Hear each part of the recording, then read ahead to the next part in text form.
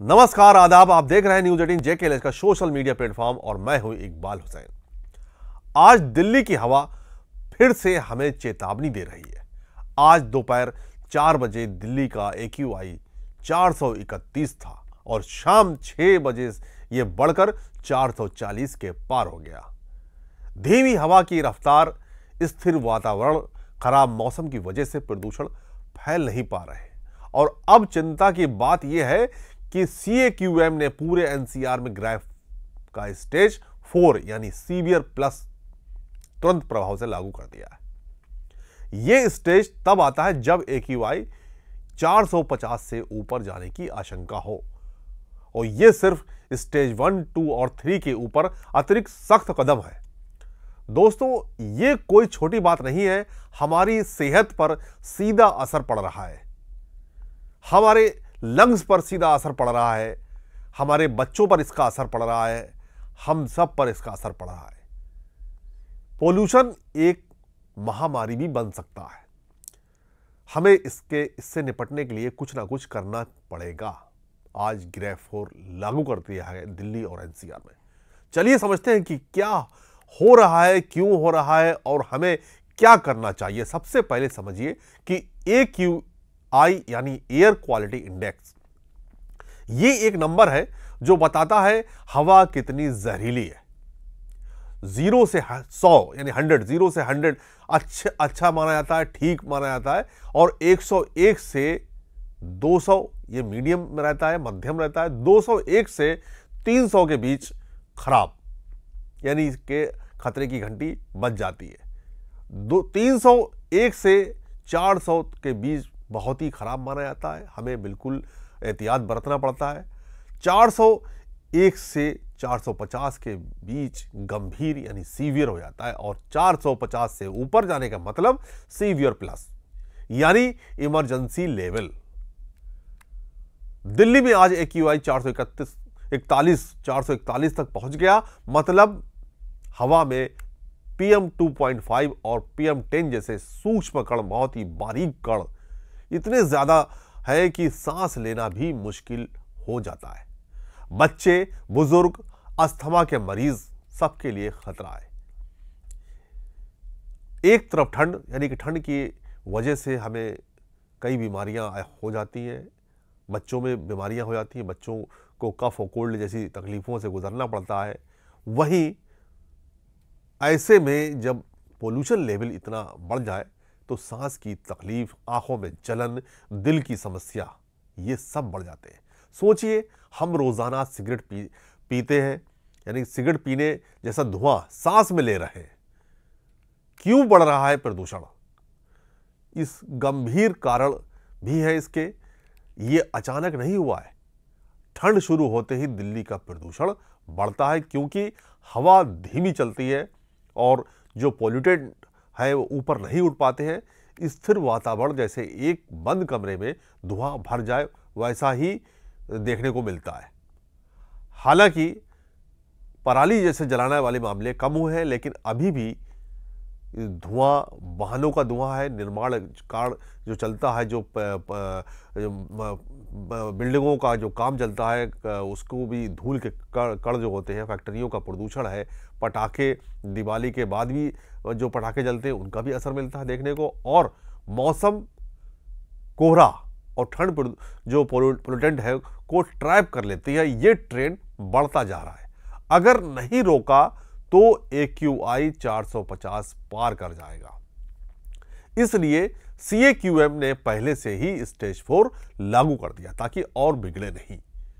चिंता है यह है कि हम हर साल यही देखते हैं, कब सुधरेगी ये स्थिति।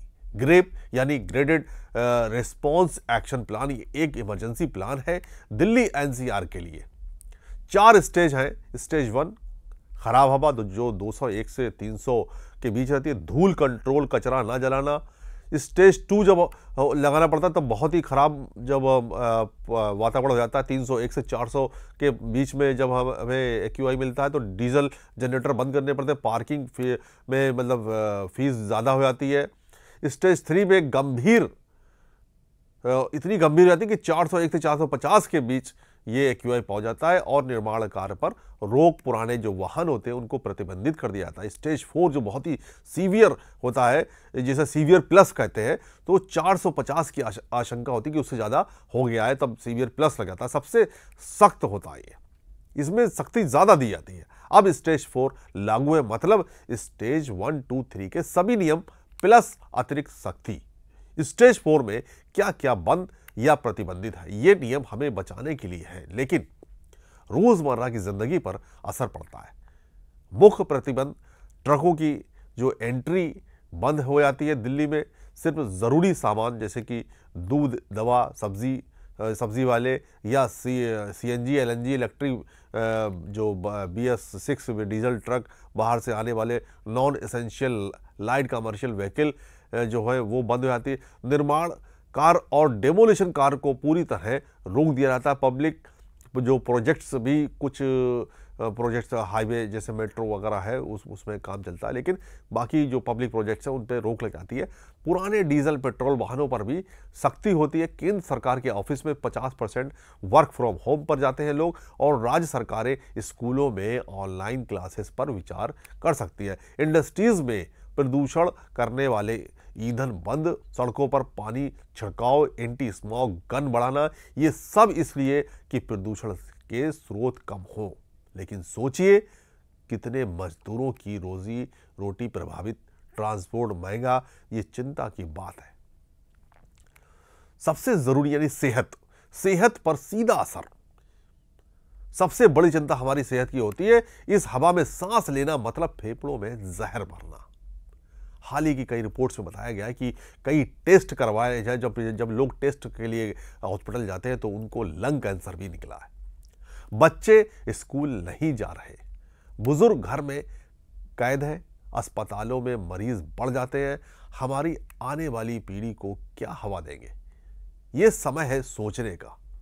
आज हम जब आसमान की तरफ देखते हैं तो हमें नीला आसमान नहीं दिखाई देता। आखिर कब तक रहेगा ये? इसी प्रदूषण में हमारे बच्चे, हमारा परिवार और हम सब सांस ले रहे हैं। क्या हम इतना प्रदूषण सहते रहेंगे? हमें क्या करना चाहिए? प्रैक्टिकल एडवाइस सरकार कर रही है, लेकिन हम भी जिम्मेदार हैं। मास्क पहने, N95 बेहतर है। बाहर कम निकले, खासकर सुबह शाम। कार पुलिंग करें, पब्लिक ट्रांसपोर्ट का यूज करें, घर में एयर प्यूरिफायर चलाएं, कचरा ना जलाएं, पटाखे ना फोड़ें, पेड़ लगाएं। अगर बीमार महसूस हो तो डॉक्टर से जरूर मिलें। ये छोटे कदम बड़े बदलाव ला सकते हैं। दिल्ली की ये हवा हमारी शेयर्ड रिस्पॉन्सिबिलिटी है। ग्रेव स्टेज 4 एक अलार्म है। जागने का समय अब आ गया है। उम्मीद है कि जल्द हवा साफ हो, लेकिन इसके लिए सबको मिलकर प्रयास करना होगा। किसी एक की रिस्पॉन्सिबिलिटी नहीं है। सरकार भी कितने भी कदम उठा ले, अगर हम रिस्पॉन्सिबल नहीं बने तो भी इसका हल नहीं निकाला जा सकता। हमें भी अपना योगदान देना पड़ेगा। तो सरकार के नियम और कानून का पालन करना हमारा फर्ज बनता है, क्योंकि इसका सीधा असर हम सब लोगों पर पड़ रहा है। हमें इसमें सरकार की जो नियम कानून है उसको फॉलो करना है, उनके बताई चीज़ों को मानना है, और इसके लिए भी हमें सख्त कदम उठाने पड़ेंगे। अपनी सेहत का ख्याल रखें, अपनों का ध्यान रखें। अगर कोई सवाल हो तो कमेंट जरूर करें। धन्यवाद। सांस लीजिए लेकिन सावधानी से। जय हिंद।